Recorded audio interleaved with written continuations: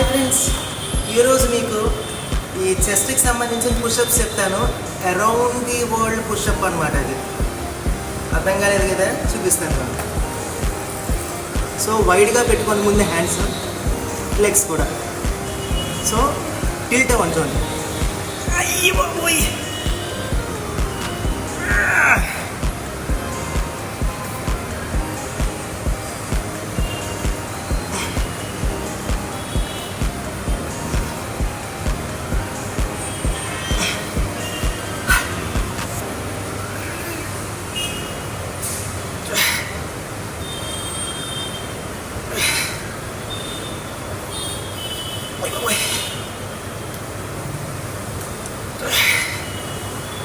So దీన్ని around the world push up అంటారు. Try చేయండి, మీకు కూడా ఖచ్చితంగా మంచిగా